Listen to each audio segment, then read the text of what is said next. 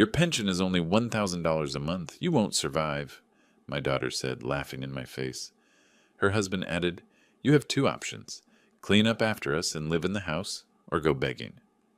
They thought they had me cornered, but they didn't know that I owned 6 houses in the city, had $10 million in a trust, and had already made a plan that would wipe their smug smiles off their faces forever. Before we continue, please subscribe to the channel and write in the comments what time it is where you are now. I slid the ribeye steaks onto the good plates, the ones with the blue trim that hadn't seen use in probably 2 years. The meat had cost me $40 at the butcher. A stupid extravagance, but tonight warranted it. The roasted vegetables glistened with olive oil and herbs. I'd opened the Pinot Noir an hour early to let it breathe, something I'd read about in a magazine once. The dining room table looked almost elegant with the cloth napkins folded beside each plate, 2 candles flickering between the wine glasses. 35 years. That's how long I'd run Peterson and Associates, waking at 6 every morning, balancing ledgers for small businesses and families who trusted me with their numbers. Last Friday, I'd locked the office door for the final time, deposited the key with the property manager, and driven home with my chest feeling lighter than it had in decades. Dinner's ready, I called down the hallway. Thelma appeared first, still in her work clothes, pulling her hair from its ponytail. Elmer followed, thumbs moving across his phone screen. They settled into their usual chairs without comment on the table settings or the smell of expensive meat. I carried the wine bottle to the table and filled their glasses, then mine. My hand trembled slightly, not from age, from anticipation. I'd rehearsed this moment for weeks. I wanted tonight to be special, I said, remaining standing. I've got news, big news. As of last Friday, I officially closed Peterson and Associates. 35 years, and I'm finally done. Thelma's eyebrows lifted. You retired? Just like that? Just like that? I raised my glass. To new beginnings. Wait, what about your pension? She leaned forward, fork poised over her steak. I mean, accounting firm owner. That must come with a solid retirement package, right? The question seemed reasonable. I lowered my glass, nodding.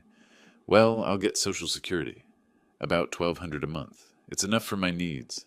I've never been extravagant. The words hung there for 3, maybe 4 seconds. Then Thelma's face changed. Not dramatically, just a subtle shift around her eyes and mouth. A small sound escaped her throat. Not quite a laugh, but close. Elmer looked up from his plate. 1,200? Monthly? That's right. Now Thelma did laugh, a sharp bark that made me flinch. Her hand flew to her mouth, but her eyes stayed cold, calculating. 1,200? Dad, my car payment is more than that. How do you expect to live on $1,200? I set my glass down carefully. The stem felt fragile between my fingers. I've always lived within my means. I don't need much. Guess you should have thought about that before shutting down your income source. Elmer cut into his steak, the knife scraping against porcelain. Most people plan for retirement. They don't just stop. Heat crept up my neck. I have planned. I've been careful with money my entire life. My expenses are low. I own my car outright. I don't... This is actually serious, Dad. Thelma's voice shifted, the laughter gone, replaced by something worse, pity mixed with annoyance. You can't survive on that. What about medical expenses, utilities, food, basic necessities? I manage fine. You manage because you live here. Elmer leaned back in his chair, arms crossing over his chest. Because we don't charge you rent. Don't make you split bills. On your own? 1,200 wouldn't cover a studio apartment in this city? The candles wavered. My steak sat untouched, cooling, the expensive meat I'd bought to celebrate congealing into gray fat. Across the table, they exchanged a glance, the kind of wordless communication married couples develop, a whole conversation in a single look. When Thelma turned back to me, her expression had hardened. How long have you known about this? The Social Security amount? I've known for a while, since I started planning to close the business. And it never occurred to you that this might be a problem? Her voice rose slightly. That $1,200 a month is poverty-level income? That you might have made a mistake? My fingers tightened around my wine glass. The celebration I'd imagined, the pride, the acknowledgement of a career completed, the transition into a quieter life, dissolved like sugar in water. These weren't the faces of people happy for me. These were the faces of people suddenly worried about their own situation. Face it, old man. Elmer pushed his plate away, the screech of porcelain against wood loud in the silent room. You're not in a position to be celebrating right now. You're in a position to be worried. I opened my mouth, closed it, opened it again. No words came. The dining room felt smaller, the air thicker. Thelma had already returned to her meal, cutting her steak with efficient, angry movements. Elmer pulled out his phone again, scrolling, done with the conversation. My hand found the edge of the table. The wood felt solid under my palm, grounding me while everything else tilted sideways. I'd bought this ribeye with money from my last client payment. I'd folded these napkins with care. I'd lit these candles thinking tonight would mark something meaningful. Instead, I sat perfectly still while my daughter and son-in-law finished their expensive steaks, and the celebration I'd planned turned to ash in my mouth. Elmer refilled his wine glass, the sound unnaturally loud in the silence. He didn't offer to refill mine. The bottle returned to his side of the table with a soft thunk. Look, Grover, let's be practical here. He swirled the wine, watching it catch the candlelight. You've got a problem, and we've got a solution. You can stay in this house. Your room's here, you're comfortable. But things need to change. I found my voice. Change? What are you talking about? You need to contribute. He sipped the wine slowly, deliberately. You're living here rent-free, eating our food. If you're not bringing in real income, you need to earn your place another way. Cooking, cleaning, yard work. Think of it as an exchange. The words didn't process immediately. They entered my ears as sounds without meaning, syllables that couldn't possibly assemble into what I thought I'd heard. Earn my place? Exactly. Elmer nodded as if I'd understood perfectly. We're not running a charity here. The mortgage, the utilities, the groceries, that all costs money. You want to continue living under this roof? You make yourself useful. Elmer, I paid half the down payment on this house. My voice came out stronger than I expected. $75,000. 12 years ago, when you two couldn't qualify for the mortgage alone, I wrote that check. I have a stake in this house. I'm not some... That was a gift, Dad. Thelma set her fork down with a sharp click. A gift. You said you wanted to help us start our lives together. You can't retroactively turn a gift into a loan just because you're having money problems now. I'm not turning anything into... I stopped, my throat tight. I'm saying I've contributed, significantly. I'm not some charity case you picked up off the street. She leaned forward, and her voice took on that patient tone people use with children or the confused elderly. Whether you contributed once, 12 years ago, doesn't change your situation now. The mortgage is in our name. The bills are in our name. And frankly, at this point, you're a dependent. The word hung between us like smoke. A dependent, I repeated. If you want to stay, Elmer continued as if I hadn't spoken, you'll need to make yourself useful. Breakfast and dinner on the table. Bathrooms cleaned weekly. Trash out on Tuesdays.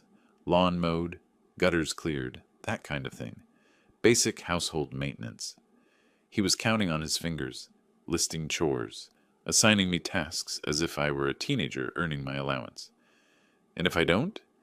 Elmer shrugged, the gesture casual, almost bored. Then you've got decisions to make. There are shelters, senior housing, whatever people in your situation do. I'm sure you'll figure something out. My hands gripped the table edge. The wood grain pressed into my palms, a physical sensation to anchor myself while the room spun. Thelma had shifted closer to Elmer, her shoulder touching his, a united front. Their faces showed no doubt, no guilt, no recognition that they were offering servitude in exchange for shelter. You're serious?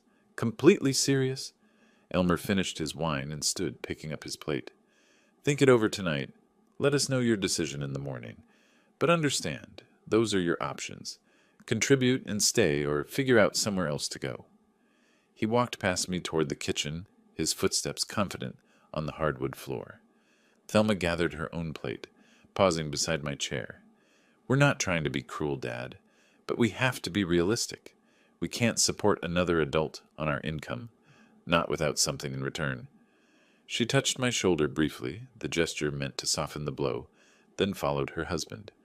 Their voices drifted back from the kitchen, normal conversational tones discussing tomorrow's schedule, what time Elmer needed to leave for work, whether they had milk for breakfast. I sat alone at the dining room table. My steak had gone cold, the fat congealed into white pools around the meat. The candles had burned low, wax dripping onto the tablecloth I'd laid out so carefully.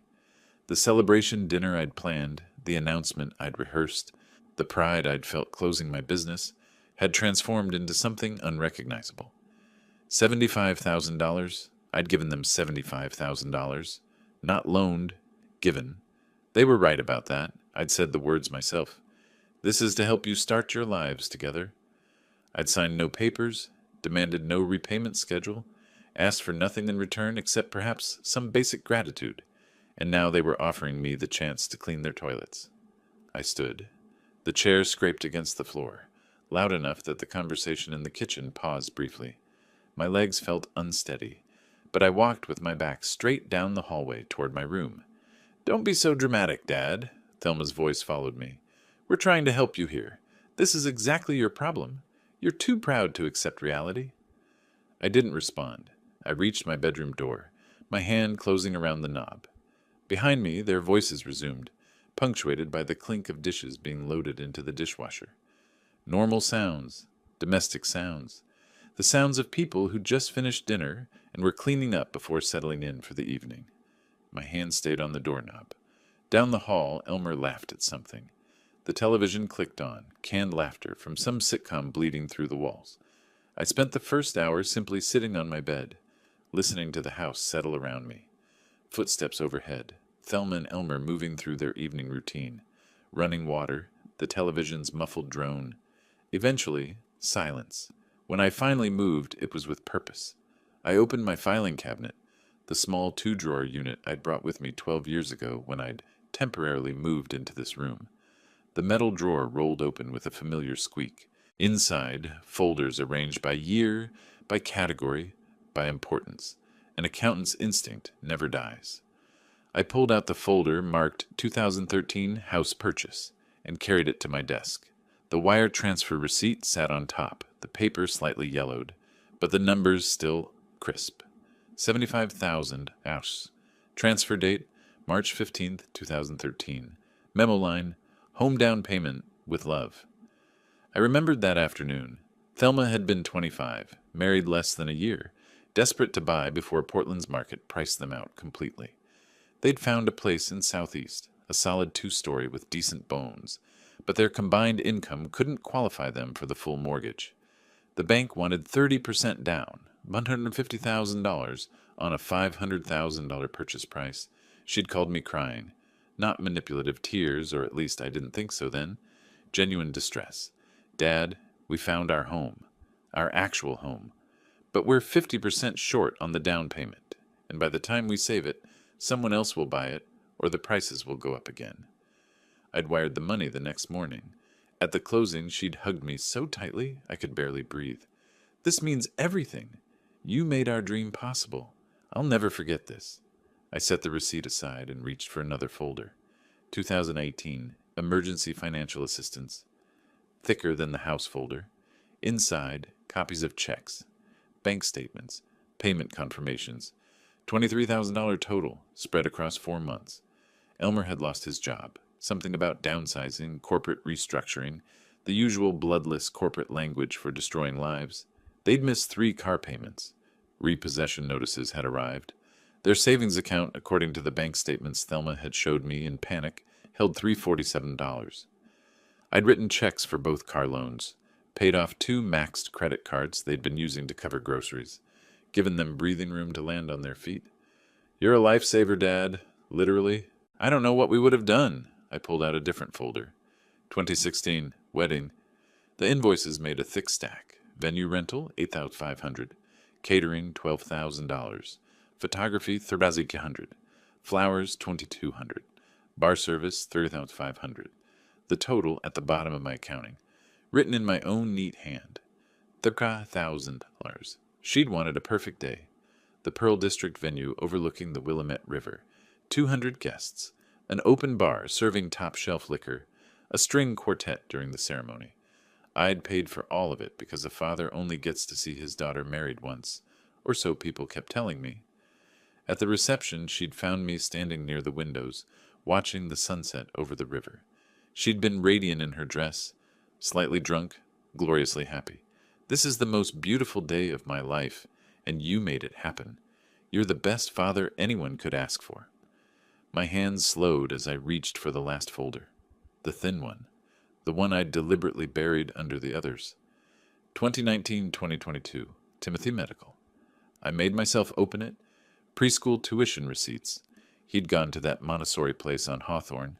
Medical bills from Dornbecker Children's Hospital. So many medical bills. The leukemia diagnosis had come 2 weeks after his second birthday.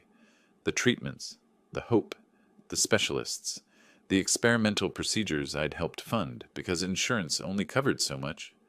The funeral home invoice was clipped to the back of the folder. Timothy James Morrison.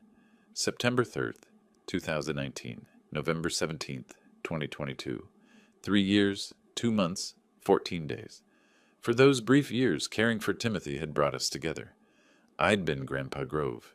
He'd had my eyes, everyone said, and my careful way of stacking blocks in precise towers. After his death, the gulf had widened. Grief divided rather than united us. Thelma had pulled away, thrown herself into work and spending and filling the void with things instead of feeling. I'd let her. I'd thought time would heal. I'd kept writing checks when she needed them, thinking generosity might rebuild what grief had broken. I closed Timothy's folder gently and set it aside. Then I pulled out my calculator and a legal pad.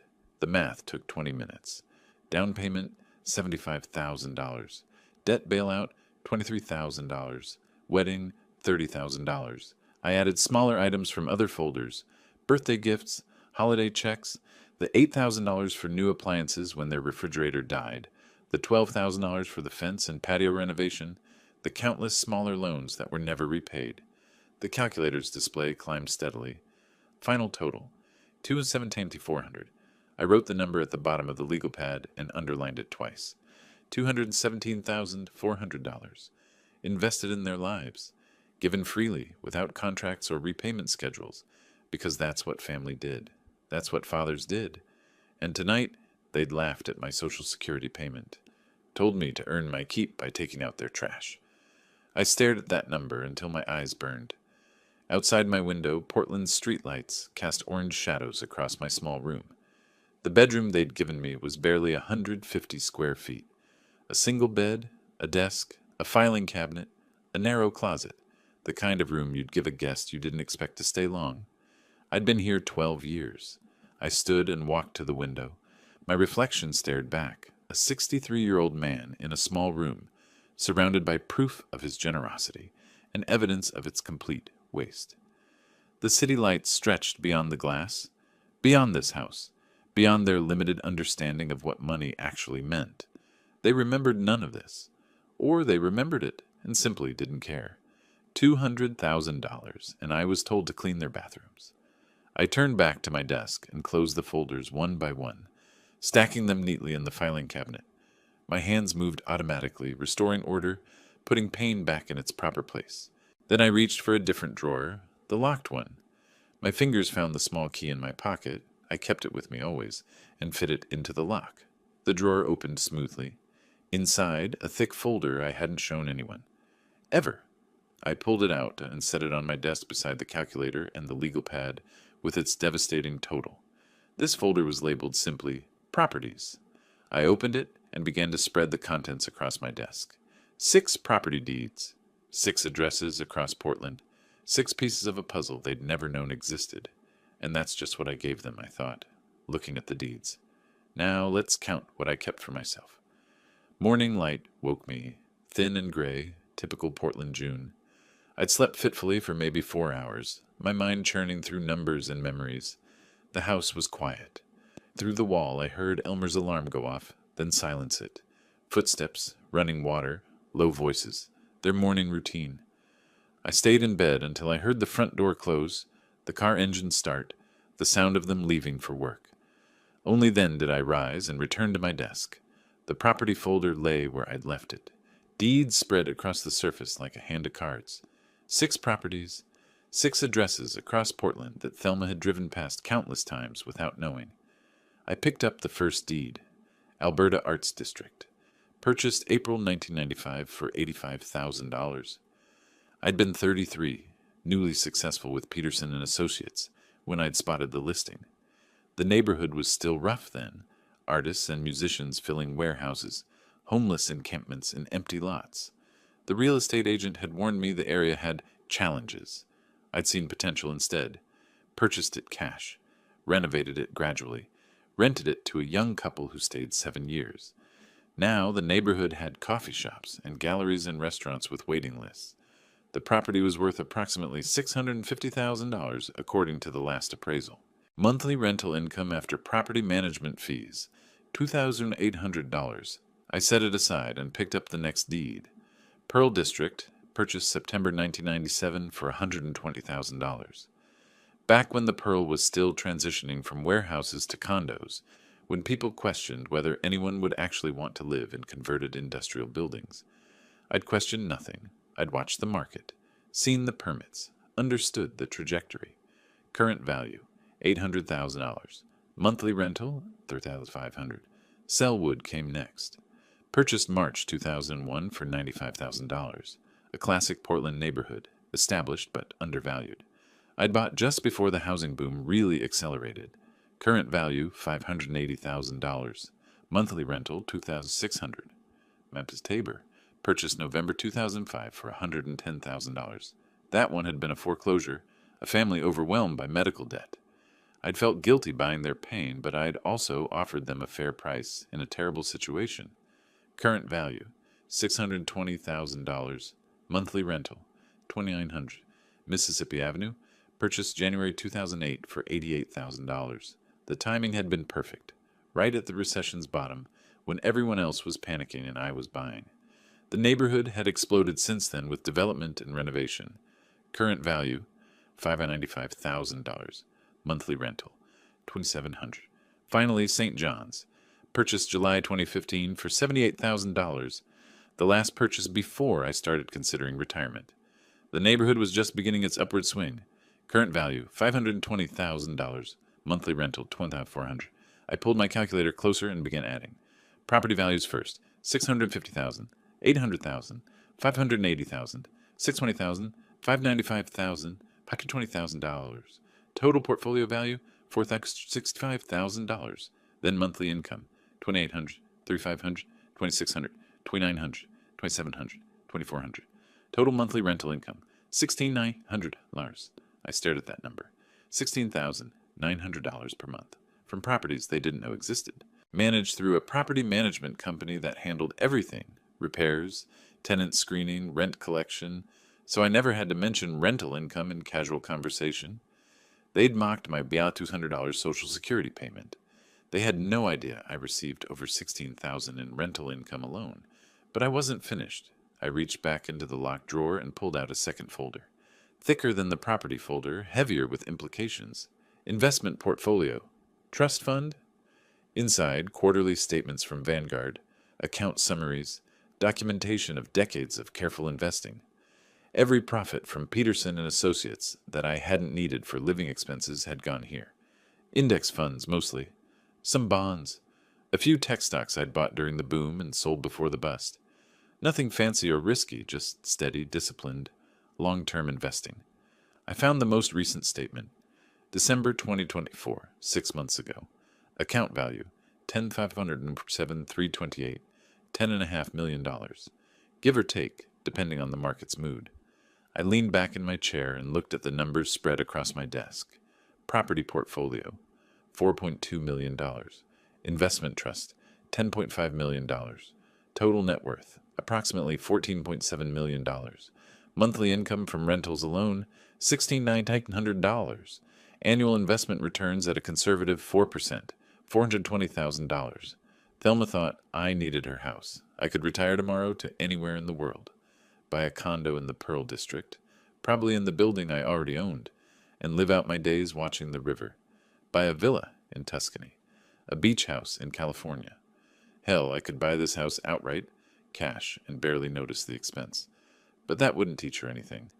I stood and walked to the window, my window in my small room in their house that I'd helped them purchase. Below, the old Toyota Camry sat in the driveway, 15 years old, 180,000 miles, running perfectly because I maintained it properly. I could afford a Mercedes, a Tesla. Whatever luxury vehicle represented success these days, I'd chosen the Toyota. Not because I couldn't afford better, but because new cars lost value the moment you drove them off the lot. Because spending money to impress people was the surest sign you didn't actually have money. Because I'd learned early that looking rich and being rich were completely different games. I'd thought living modestly would teach Thelma these lessons. I'd thought she'd see that happiness didn't come from spending, but from security, from knowing you were prepared for anything. Instead, she'd learned to mock frugality and worship waste. She'd learned nothing except that Daddy would always write another check. Well, time for a different lesson. I returned to the desk and carefully placed all the property deeds back in the locked drawer. The investment statements followed. I kept only one document out, the most recent trust fund summary showing the $10.5 million balance. I set it beside yesterday's calculation, the $217,000 I'd given them over the years. The contrast was stark. What I'd given them would barely make a dent in what I'd built for myself. They'd offered me a choice, serve them or leave. They'd thought those were my only options. They didn't realize I had a third option, and a fourth, and a fifth. I had the kind of options that only money, real money, could buy. My phone sat on the desk beside the documents. I picked it up, looked at it, set it down. Not yet. First, I needed to think through the strategy. Accountants didn't make impulsive moves. They planned, they calculated. They found the most efficient path to the desired outcome. And the desired outcome was simple. They needed to learn what I'd always known. Money wasn't about what you displayed, it was about what you controlled. And right now, I controlled far more than they could imagine. I locked the drawer again, slipped the key back into my pocket, and stood at the window watching morning traffic build on the street below. Somewhere out there, Thelma was in her office, probably complaining to coworkers about her burden of an elderly father. Somewhere, Elmer was at his desk, feeling smug about putting the old man in his place. Let them feel smug? Let them think they'd won. The best victories came when your opponent didn't realize they were already defeated. I spent the next 2 days researching attorneys. Not randomly, methodically, the way I'd approached everything in my accounting career. I needed someone who specialized in real estate disputes, particularly co-ownership conflicts and partition actions. Someone experienced but not so prominent, they'd be prohibitively expensive or unavailable for weeks. Robert Chen's name appeared in multiple searches. 15 years of practice, focused on property law, solid reviews emphasizing his direct communication style. I called his office on the morning of June 18th and scheduled a consultation for the following day. That evening, I prepared my materials. The wire transfer receipt showing the $75,000 payment, the property deed listing me as co-owner, bank statements, a typed timeline of our relationship, the major financial contributions, the dinner confrontation, Elmer's ultimatum. I organized everything in a folder, tabbed and annotated the way I'd have prepared documents for a client audit. Chen's office occupied the 9th floor of a glass building on Southwest Morrison. I arrived 15 minutes early, dressed in slacks and a pressed button-down shirt. Not the clothes of a man who needed charity, the clothes of someone conducting business. The reception area smelled of leather and coffee. Legal books lined one wall, framed diplomas and certificates covered another. A young woman directed me to a conference room where Chen waited, reviewing something on his laptop. He stood to shake my hand, mid-40s, sharp suit, firm grip. "Mr. Peterson, please sit. Tell me about your situation." I laid out the folder and began methodically. The dinner, the mockery of my Social Security income, the ultimatum to serve them or leave, their dismissal when I reminded them about the down payment. Chen listened without interrupting, occasionally making notes on a legal pad. When I finished, he reached for the property deed. His pen tapped the page where my name appeared. "You're listed as co-owner with 50% interest, not as a lender, not with any notation about repayment terms. As an owner, that's correct. Walk me through the initial transaction. Was there a promissory note? A loan agreement? Anything in writing about repayment? Nothing. It was family help. I wanted them to qualify for the mortgage, so I contributed half the down payment. I assumed we all understood. That meant I had a permanent stake in the property. Chen nodded slowly. Without written loan terms, the $75,000 is legally a gift. You can't sue for repayment. He tapped the deed again. But this changes everything. You're not a creditor seeking repayment. You're an owner seeking to dissolve co-ownership. That's a completely different legal mechanism. What are my options? Partition action. Under Oregon law, when co-owners can't agree on property disposition, any owner can petition the court to force either a buyout or a sale. You have absolute legal right to demand they purchase your 50% share at fair market value, or the court orders the property sold and the proceeds divided. He pulled up something on his laptop, recent comparable sales in their neighborhood. Based on current market conditions, I'd estimate the property value at around $470,000. Your 50% interest would be approximately $235,000. The number settled into my chest. I'd paid $75,000 12 years ago, now worth $235,000. They'd lived there free of any rent payment to me, building equity on my investment, and told me to clean their bathrooms. We start with a demand letter, Chen continued. Certified mail, return receipt. Give them 30 days to either buy you out for market value or agree to list the property. If they refuse or ignore it, we file the partition action. Most cases settle once defendants realize they can't win. How strong is the case? Very strong. Your name is clearly on the deed with 50% ownership. No judge will let them keep 100% of a property you half own. The only question is whether they buy you out or we force a sale. I sat back, processing. This was real. This was possible. I wasn't trapped. Chen's expression shifted slightly. Is there anything else I should know? Any other leverage or complications? I hesitated, then spoke carefully. My son-in-law does cash work on the side, construction help, handyman services. I'd estimate $15,000 or more annually. I don't believe any of it appears on their tax returns. Chen's eyebrows rose fractionally. He set down his pen and leaned back. That would be tax fraud. Substantial unreported income invites audits, penalties, potentially criminal charges. He paused. I should be clear. I can't advise you on IRS matters. That's not my specialty. But there are avenues for reporting suspected fraud. Anonymous tip lines. It's a separate track from the property dispute. Is the property claim sufficient? The property claim will definitely get their attention. It's clean, legally straightforward, morally defensible. You're simply asking for what you own. The tax issue is more aggressive. Nuclear option territory. Whether you pursue that is a personal decision based on how far you want to push this. I looked at the deed on the table, my name in printed letters beside Thelma's. Let's start with the demand letter. 30 days to respond. And if they can't come up with the money, then we file for partition and let the court handle it. Chen pulled out a retainer agreement. My fee for the demand letter and initial filing if needed is $3,500. If it goes to full litigation, we'll discuss additional costs. But honestly, most of these cases settle.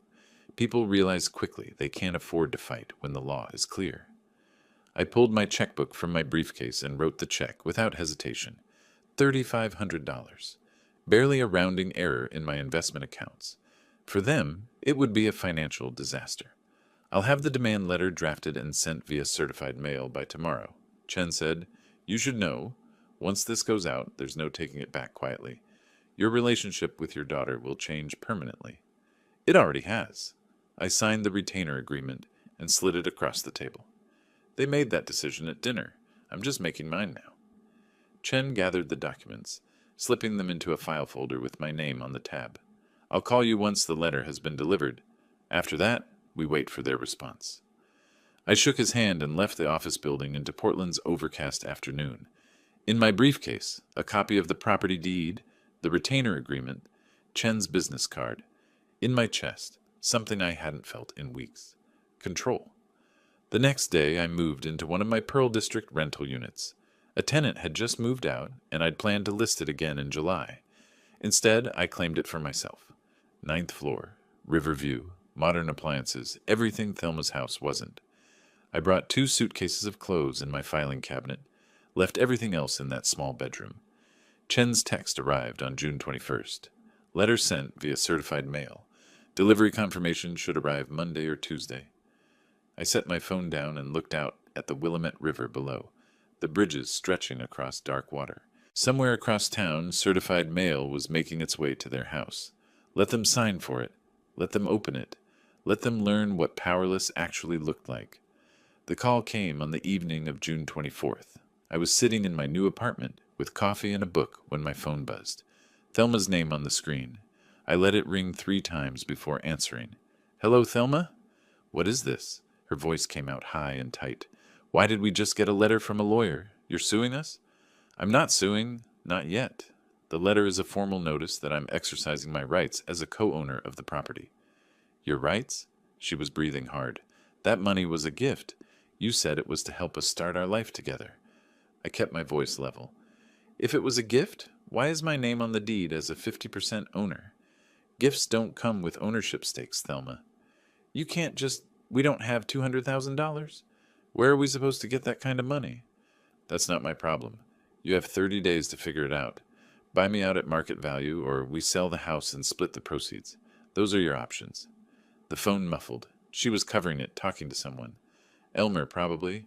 When she came back, her voice had shifted from panic to accusation. "This is because of dinner. Because we hurt your feelings. You're being petty and vindictive. You told me to leave or become your servant. I'm leaving, but I'm taking what belongs to me." "Dad, please!" Now she was crying. Real tears or strategic ones, I couldn't tell anymore. "We can talk about this. Come home. We'll figure something out." "Grover!" Elmer's voice sharp and angry. He'd grabbed the phone. "This is absurd. You're really going to do this? Take us to court over money you gave us years ago?" "I'm exercising legal rights. My name is on that deed. I own half that house. You made it very clear I'm not welcome there, so I'm cashing out my investment. We'll fight this. We'll get our own lawyer. We'll prove that money was a gift. You're welcome to hire an attorney. Mine says we have a strong case. But I should mention, legal battles are expensive. Very expensive. How much do you have saved for attorney fees?" Silence. Then, "Are you threatening us?" "I'm stating facts. You asked about my financial situation at dinner. You laughed at my Social Security check. Now you know the truth. I have resources. The question is, do you?" More muffled conversation. I heard Thelma's voice in the background, sharp with fear. Elmer came back on the line. "If you do this, you're dead to us. You understand that? You'll never see your daughter again." Something cold settled in my stomach, but my voice stayed steady. "I haven't really seen her for years anyway. Just someone who looks like her but treats me like hired help. Goodbye, Elmer." I ended the call before he could respond. The phone buzzed again immediately. Thelma calling back. I declined it. It rang again. Declined. Again. I turned off the ringer and set the phone face down on the table. Outside my window, Portland's evening lights were beginning to glow. The river reflected them in wavering lines. I picked up my coffee, cold now, and carried it to the kitchen to pour out. My phone screen lit up silently. A text from Thelma.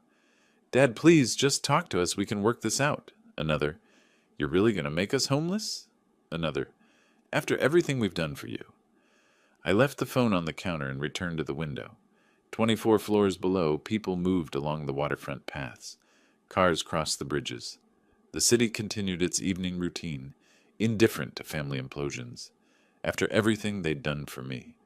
The phrase sat in my mind like a stone. They'd given me a room. They'd let me live in a house I half owned.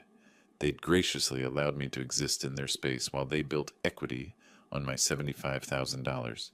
And when I could no longer contribute financially, when I became what they perceived as a burden, they'd offered servitude or exile. My phone buzzed again. I ignored it.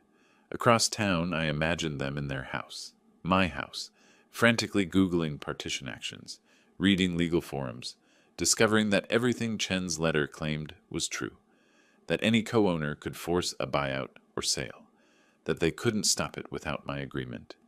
I imagined them pulling out their bank statements, $12,000 in savings maybe, some retirement accounts they couldn't easily access, a mortgage with 18 years remaining, Credit cards probably carrying balances from their comfortable lifestyle. $235,000. They couldn't raise it, not in 30 days. Maybe not ever. They'd have to sell, or convince a bank to refinance with a massive cash out, which would require my signature, which I wouldn't give. They were trapped in a box of their own making, built from assumptions about my weakness and their strength. The phone stopped buzzing. Minutes passed in silence. Then a final text from Elmer. "You'll regret this, old man." I picked up my phone and typed a response. "The 30-day clock is ticking. Make your decision." Then I blocked both their numbers. I walked to my bedroom, my actual bedroom, not a marginal space in someone else's house, and opened the closet, empty except for the clothes I'd brought. In Thelma's house, my belongings still sat in that small room. I'd need to retrieve them eventually, but not yet. Let them sit there, a reminder of what they'd lost. I returned to the living room and finally opened my laptop, pulled up my bank accounts, my investment portfolios, the spreadsheets tracking my properties and their values, numbers glowing on the screen in the darkening room. $14.7 million, more than enough to see this through to whatever end it reached. They'd asked me about my financial situation, mocked my Social Security check, treated me like a beggar grateful for scraps from their table. The first move was always going to be the hardest, for them. I closed the laptop and stood at the window again, watching the city lights multiply in the growing darkness. 30 days. They had 30 days to find money they didn't have, to solve a problem with no good solution, to face consequences they'd never imagined. And I had 30 days to wait. They tried the banks first. Of course they did. Legitimate money from legitimate sources. I watched from my Pearl District windows as June turned to July, imagining their visits to loan officers, their carefully prepared explanations, their growing desperation with each rejection. I knew they'd fail before they started. Thelma called her bank on June 27th, made an appointment for the 28th. I didn't know this firsthand, obviously, but Chen had ways of learning things. Portland's legal community talks. Their chief attorney would eventually tell us the story in court filings, and some details I simply extrapolated from knowing them, from understanding their limited options and dwindling time. They needed $235,000. Their savings account held maybe $12,000. Their first stop, the credit union where they'd gotten their mortgage 12 years ago. The loan officer reviewed their application with sympathetic professionalism. Combined annual income, approximately $120,000. Current mortgage balance, $280,000. 2 car loans, credit card debt. The officer's calculator clicked through the numbers. Debt-to-income ratio, 43%. Most lenders capped approval at 36%. "I understand this is urgent," she told them, "but with your current debt level and credit history, we can't approve a loan of this size." Elmer tried to argue. "We have equity in the house, almost $200,000 in equity. To access that equity, you'd need all co-owners to agree to a refinance. And even then, your income doesn't support the increased mortgage payment." They left with nothing but a pamphlet about debt consolidation services. Over the next week, they tried 3 more banks. Same story, different offices. Their credit scores, mid-600s, weren't terrible, but weren't good enough for an unsecured $235,000 loan. The missed car payments from 5 years ago still showed on their credit reports, red flags that whispered unreliable. Meanwhile, I settled into my apartment, the spacious 1-bedroom I'd kept vacant between tenants, planning to relist it in July. Instead, I moved in the day after meeting with Chen. 9th floor, corner unit, floor-to-ceiling windows overlooking the Willamette.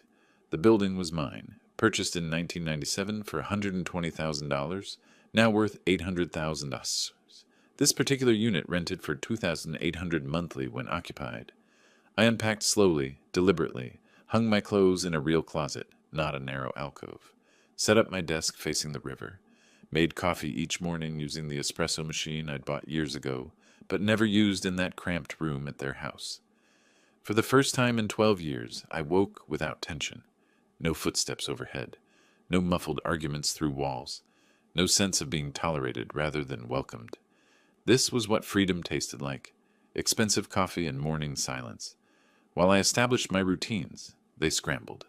Thelma started calling friends around July 3rd. I imagine those conversations, her forced cheerfulness. It's a family situation, kinda complicated, but we need to borrow some money temporarily, just until we can refinance.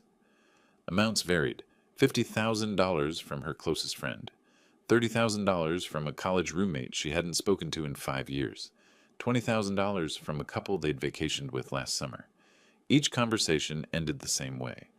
Awkward silence, promises to think about it, eventually polite declines. One friend, I learned this detail later, said bluntly, "If banks won't loan you money, why would I?" By July 5th, they'd exhausted their network. No one had $50,000 liquid, and even close friends don't hand over 5 figures without collateral or absolute certainty of repayment. They sense desperation, and desperation makes people uncomfortable. Elmer found a private lending company that specialized in high-risk loans. They'd loan $50,000 at 18% annual interest with a lien on the house.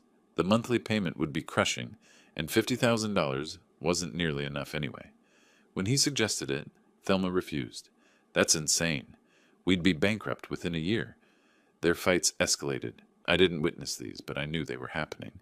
Stress like that doesn't exist in silence. She blamed him for his disrespect at dinner. He blamed her for laughing at my Social Security income. She blamed him for not saving money. He blamed her for having a difficult father. They stopped sleeping in the same room. Elmer started coming home late, stopping at bars. Thelma cried herself to sleep most nights, or so I imagined based on her red eyes during later encounters. The house they were fighting to keep had become a prison built from their own contempt. On July 7th, I made my decision about the tax fraud.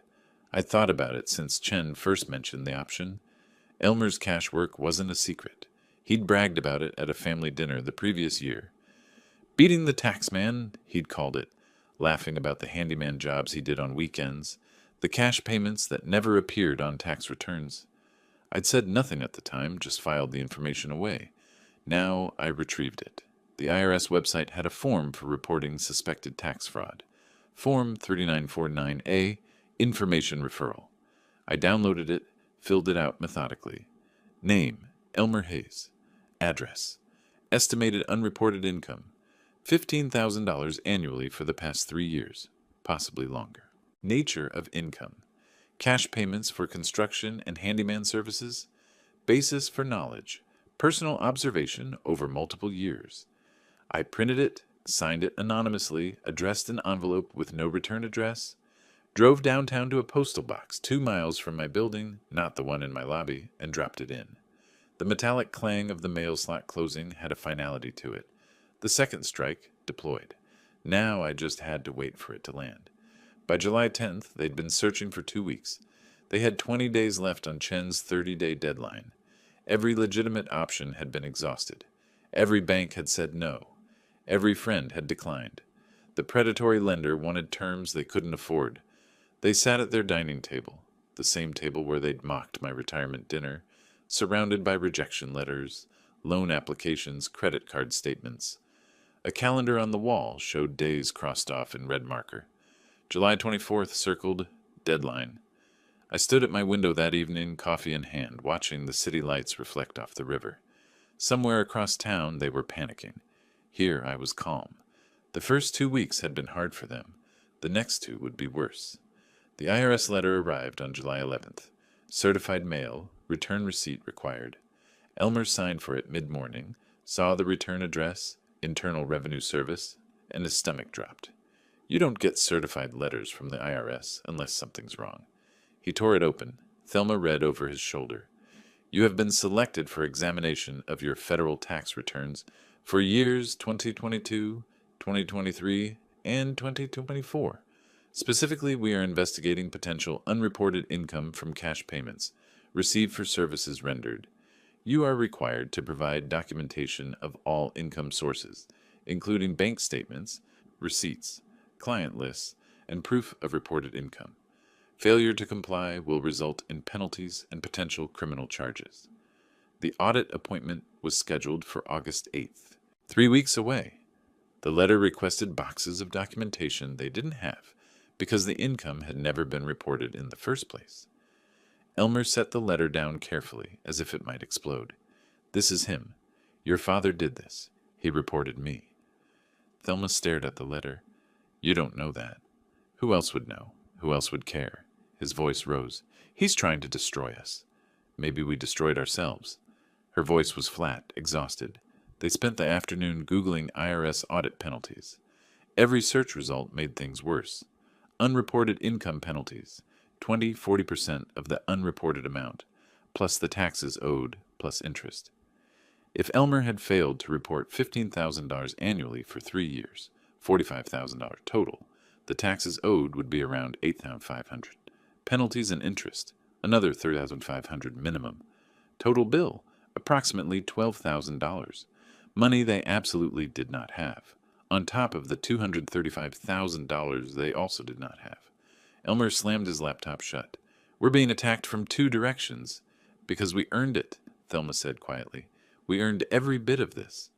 On July 14th, Thelma decided to visit her father. She couldn't stand waiting anymore. Couldn't stand the silence. She needed to see him to try one last time to make him understand. She found his address on Chen's letterhead, the return address on the demand letter, Southwest Naito Parkway, Pearl District. She drove there that afternoon, parked on the street, and looked up at the building. Glass and steel, modern architecture, the kind of building with a doorman and controlled access. She checked the address again. This couldn't be right. Her father wouldn't live here. He couldn't afford to live here. But the intercom directory listed G. Peterson for Unit 904. She pressed the button. Hello? His voice calm and unsurprised. Dad, it's me. Can I come up? A pause. Then, 9th floor. The elevator was mirrored stainless steel, smooth and silent. It opened directly into his apartment. Upscale buildings did that. 1 apartment per floor in the corners. She stepped out and stopped. The space was enormous. Open floor plan, kitchen with granite counters and expensive appliances, living area with leather furniture, floor-to-ceiling windows spanning 2 walls. The view stretched across the river to the bridges and mountains beyond. Her father stood by the kitchen counter, calmly preparing coffee. How? She couldn't finish the question. How long have I lived here? He poured water into an espresso machine. I moved in after our last conversation. It's one of my properties. One of your properties? I own the building. He pressed a button. The machine hissed. I own 6 buildings across Portland, actually. This is just one of them. She walked to the window, needing something to ground herself. Below, people moved along the waterfront paths.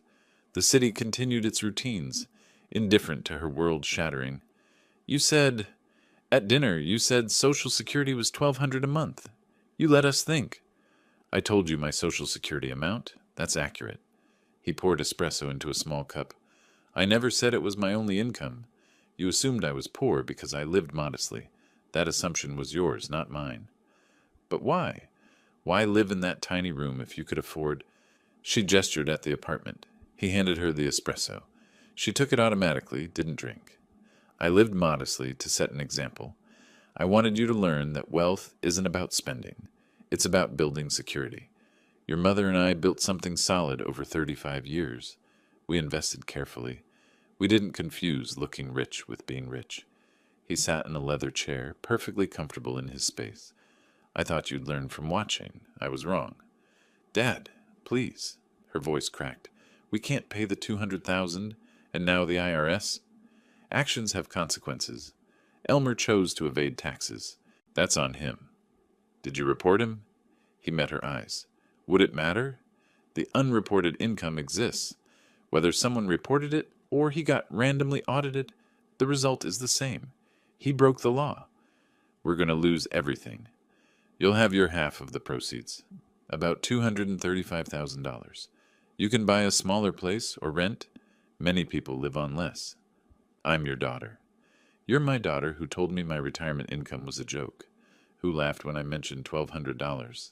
His voice stayed level, not angry, just factual. You had a choice, Thelma. Respect or contempt. You chose contempt. She started crying. Real tears this time, not strategic ones. I'm sorry. We were wrong. We were cruel. But don't do this. Forgiveness requires remorse before consequences, not after. He sipped his espresso. You're sorry now because you're cornered, not because you understood what you did wrong. She set down her untouched coffee and left, unable to find words that would change anything. In her car, parked outside the building, she called Elmer. He's rich. He's been rich this whole time. We never knew. He planned all of this. Elmer's response was pure rage. Then we fight. We get our own lawyer. We prove that money was a gift. On July 19th, they found an attorney willing to take their case. He worked out of a strip mall office, charged $500 for a consultation, looked exhausted juggling too many cases, but he was what they could afford. He reviewed their documents. The wire transfer labeled gift. The property deed listing Grover as 50% owner. The deed is clear. He's an owner. The gift issue doesn't matter because he's not asking for loan repayment. He's exercising ownership rights. The attorney leaned back in his worn chair. You'd have to prove that putting his name on the deed was a mistake, which would be nearly impossible without evidence of fraud or duress. Can we argue he abandoned the ownership? Elmer asked. He hasn't contributed to mortgage payments for 12 years. That's not abandonment legally. Non-contribution to mortgage doesn't negate titled ownership. This will cost you several $1,000s and you'll likely lose. But if you want to file a response. They paid him $2,000 they didn't have, maxed another credit card. He drafted a response arguing undue hardship, claiming the $75,000 was a gift, suggesting Grover had abandoned his interest through non-payment. It was weak and they knew it.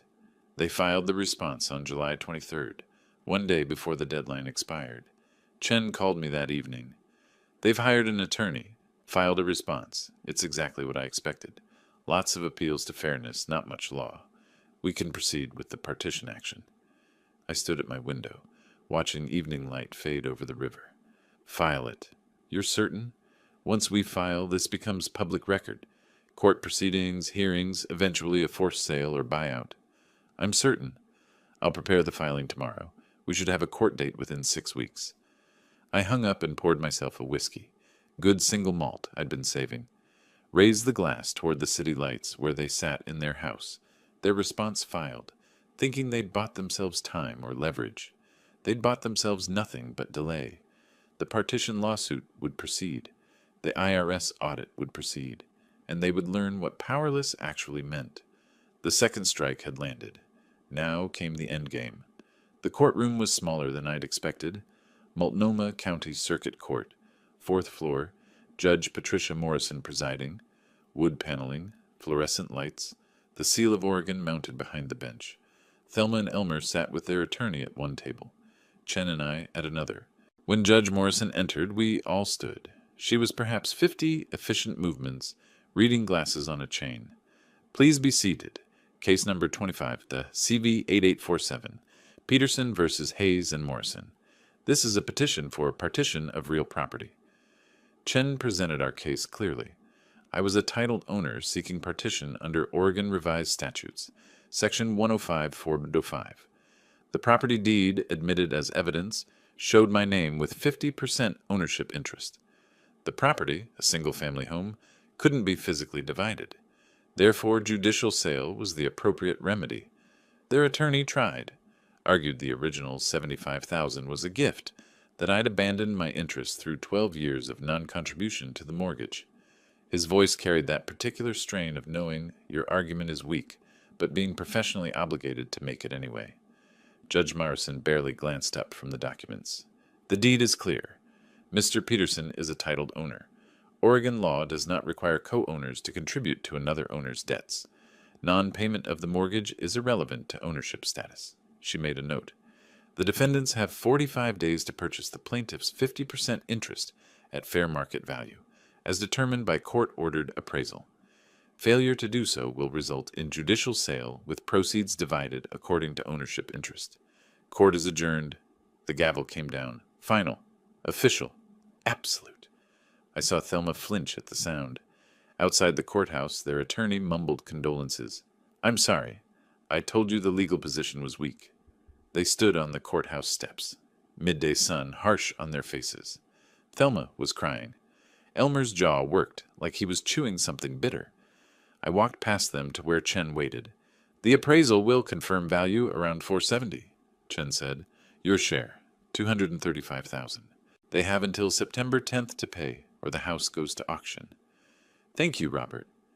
I drove back to Pearl District and made coffee, stood at my window watching the river. Somewhere across town, they were realizing 45 days was just as impossible as 30 had been. The next week, Elmer found a lending company.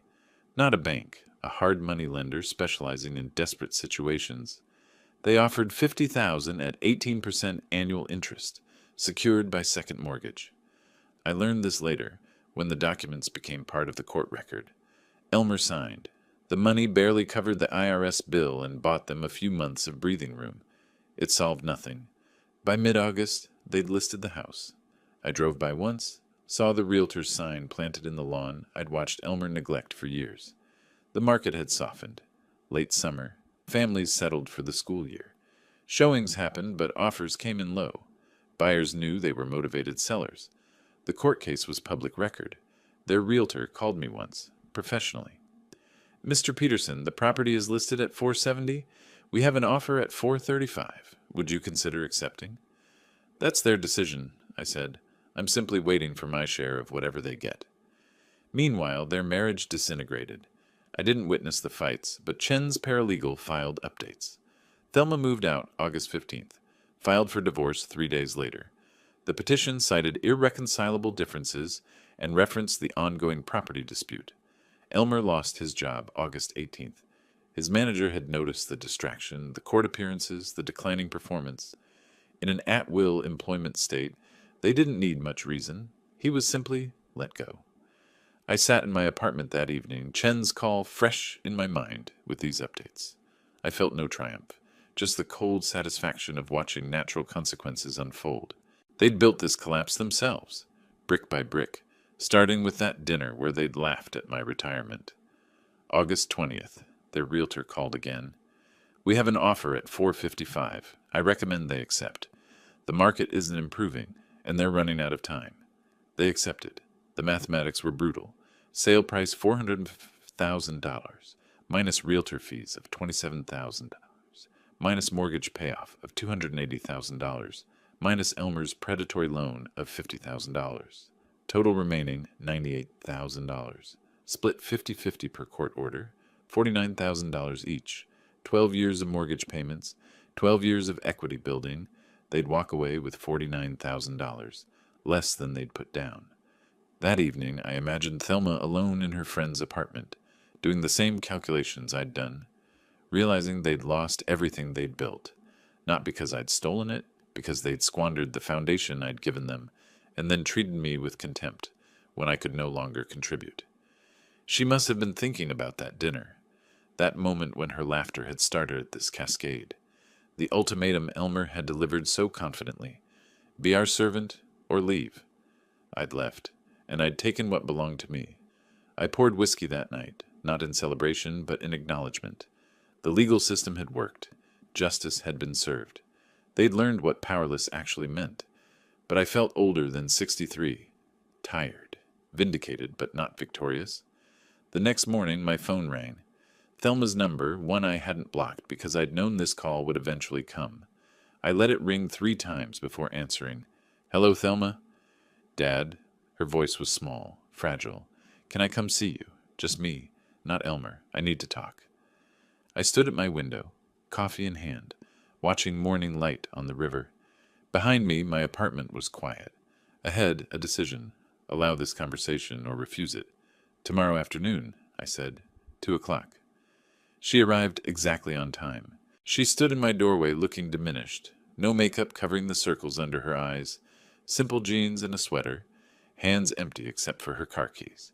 Not the entitled woman who'd laughed at my Social Security check. Someone else, someone humbler. Come in, I said. She walked to the window first, as if needing to ground herself in the view before turning to face me. When she did, her eyes were red but dry. I don't know how to start, except to say I'm sorry. She sat on the edge of my couch, back straight, hands folded, for the dinner, for laughing, for treating you like you were disposable, for years of taking your help without gratitude, without ever asking what it cost you. I sat in the chair across from her, said nothing, let her continue. Elmer told you to be a servant, and I didn't stop him. I agreed with him. I treated you like a burden instead of my father. Her voice caught. For years I took your money. The down payment, the wedding, paying our debts, Timothy's care. I took and never said thank you. Never asked what you sacrificed to give us those things. She wiped her eyes with the back of her hand. You tried to teach me about money, about respect, about values. You lived modestly to show me something, and I thought you were just poor. I never understood you were wise. I wasn't a good daughter, Dad. I used you as a wallet. I didn't love you the way you deserved. The tears came then, but she didn't look away. I don't expect forgiveness. I don't expect help. I just needed you to know I finally understand. I'm sorry. I'm so sorry. I let the silence sit between us for a moment. Outside, Portland traffic hummed. Inside, the distance of months compressed into this single conversation. I didn't do this to destroy you, Thelma. I did it to teach you. There's a difference. I leaned forward. Punishment is about making someone suffer. Teaching is about showing consequences so people can learn and grow. You've learned. That's what I needed to see. I lost everything. You lost things. That's different from everything. You still have your health, your job, your ability to rebuild. You lost material possessions and a toxic marriage. Sometimes that's not loss. That's liberation. She nodded slowly. Why did you let us think you were poor? I wanted you to see that a rich life doesn't come from spending. It comes from having choices, security, freedom. I thought if you watched me live modestly but contentedly, you'd learn. But you didn't see contentment. You just saw modesty and thought it meant weakness. I stood, walked to my desk, retrieved a document I'd prepared days ago, anticipating this conversation, slid it across the coffee table. The house is selling. Your half of the proceeds is about $49,000. That's not enough to start over comfortably. I tapped the paper. I'm offering to buy out your entire share, yours and Elmer's both, for $200,000. It's less than the court valuation, but more than you'll get from the sale after expenses.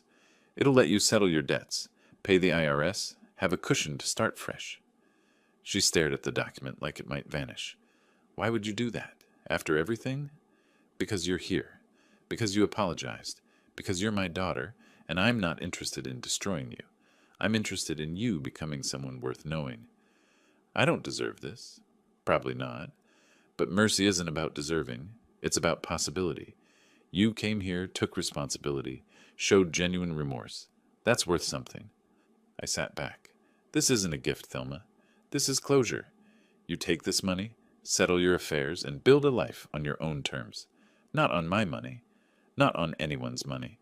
Your own earnings, your own choices. She picked up the document with shaking hands. Read it twice. What about Elmer? His half of the $200,000 is his to use as he needs. Paying the IRS, settling his debts, starting over. That's between him and his choices. But you, I paused, choosing words carefully. You need to leave that marriage. Not because I demand it, but because staying won't let either of you grow. He's not going to change. You are. I already filed for divorce. Good. She set down the paper. Did you report him to the IRS? I met her eyes. If Elmer settles honestly, pays what he owes, I won't pursue anything further. No criminal complaints. But he needs to make it right. I'll tell him. We sat in silence. Not uncomfortable, just complete. She'd said what she needed to say. I'd offered what I was willing to give. The transaction was simple, but the reconciliation would take years. Can we? She started, stopped, tried again. Do you think someday we could have a real relationship? Father and daughter, not creditor and debtor? We're having a conversation right now. That's a start. Real relationships take time to rebuild. But yes, someday, if you keep growing. She stood to leave. I walked her to the door. When I offered my hand, she took it. A handshake, not a hug. Formal respect between two people finding new footing. It was enough. 1 week later, we met at a coffee shop in Pearl District. She'd moved into a small apartment in Montevilla, affordable, manageable on her salary. She showed me a budget spreadsheet on her phone, proud as a child showing good grades. Income here, expenses here, savings goals here. I can actually make this work. That's more valuable than a big house you can't afford, I said. I understand that now. We talked about ordinary things, her new apartment, my plans to travel, Europe maybe, use some of that money I'd been saving. She asked questions about my properties, genuinely curious. I answered, not hiding but not boasting. When we parted, she hugged me briefly. Thank you, Dad, for teaching me, even though it hurt. The best lessons usually do. I drove home, to the house that had caused all this conflict. I'd purchased it completely with the 200,000, remodeled one room as an office, settled into the space. It wasn't a trophy, just my home now, finally, fully mine. That evening I sat on the back deck with coffee, looking at the garden that needed tending. The house was quiet. No tension, no disrespect, no sense of being merely tolerated, just peace. I thought about the journey, that dinner in June, the mockery, the ultimatum, the long months of legal maneuvering and watching them collapse under the weight of their own choices. I'd reclaimed my dignity. That was the point. Not the money, not the house, not even the lesson, though that mattered too. At 63, I'd learned something myself. It's never too late to stand up, to demand respect, to refuse to be diminished. I'd spent most of my life building security for others. Now I was building it for myself, not out of selfishness, but out of self-respect. The most important lesson I'd taught wasn't about money or property. It was about dignity. And at 63, I'd finally reclaimed mine. If you like this story, please like this video, subscribe to the channel, and share your impressions of this story in the comments. To listen to the next story, click on the box on the left. Thank you for watching.